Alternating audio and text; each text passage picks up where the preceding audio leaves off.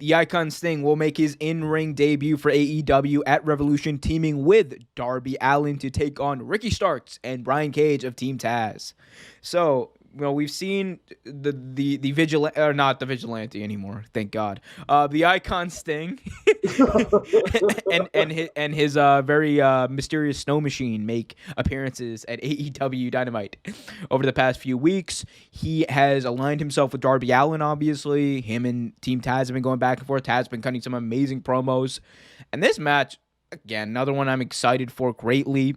So take me through, Trevor. What do you expect going into it? What do you expect to see out of Sting? And what do you expect the result to be?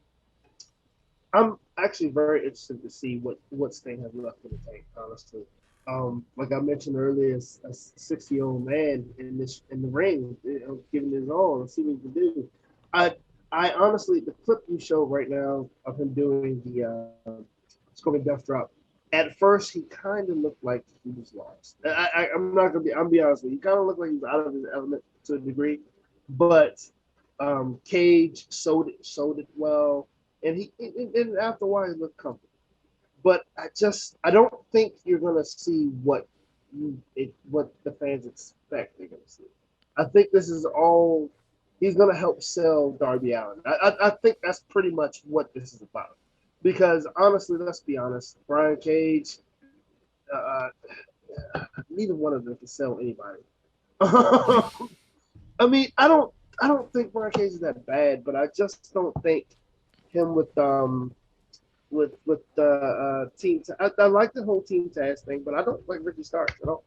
I like his in ring ability, and Mm-hmm. there were a couple people on YouTube. I forget exactly what page it was, but they said they felt that Ricky Starks had the mic skills, could have the potential to have the mic skills of The Rock, and I'm like, wait a minute, what are you seeing that I'm seeing? Now I'm not seeing.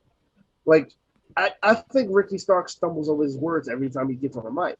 Like, I don't think he honestly is that type of talent. Yeah. Now, in the ring, maybe, but no, not Yeah, talking. no. So on the mic for sure, no. I think the like one of the only people that kind of reminds me of The Rock on the mic nowadays would be Eli Drake or whoever. Well, I don't know what his name is in NXT now. Like they renamed him, The but Knight, Drake Knight, I think that's his name sure. now.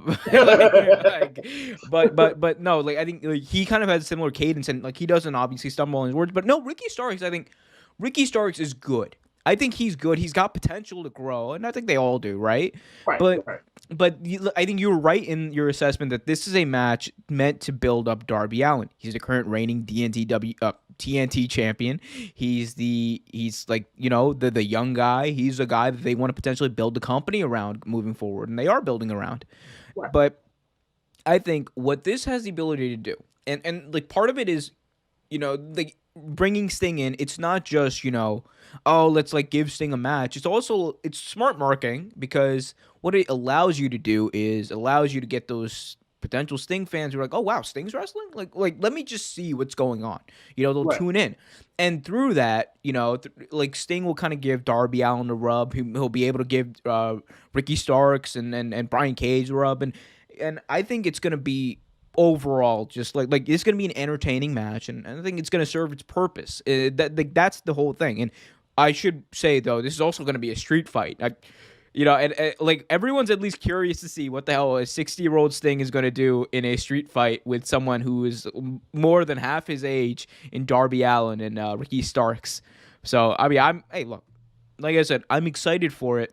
My only concern, and like obviously injury is like the injury thing is like the concern you have with Sting, because let's be real, like this isn't a thing like Daniel Bryan, right? Like Daniel Bryan, yeah, he had a history of concussions and then he had to Right. retire and then he got cleared eventually. This isn't that the same situation because Sting is, like you said, 60-year-old man. Yeah.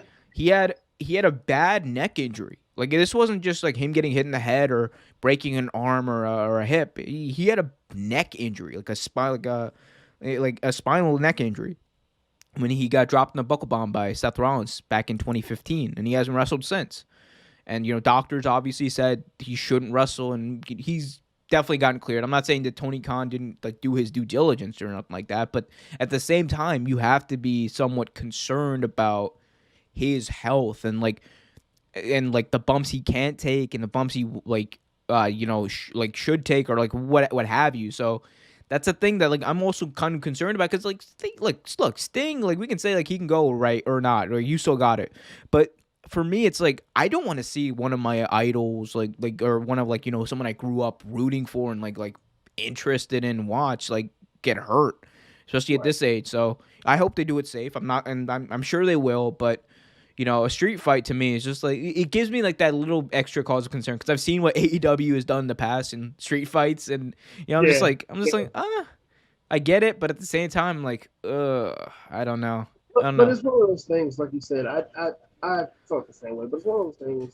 Like you said, I honestly don't think they're going to make him do too much out of his comfort zone. I think what you're going to see is a lot of Sting comfort level. You know what I mean? Like maybe some Irish whips into like a building or a car, things like that. Like swinging a bat.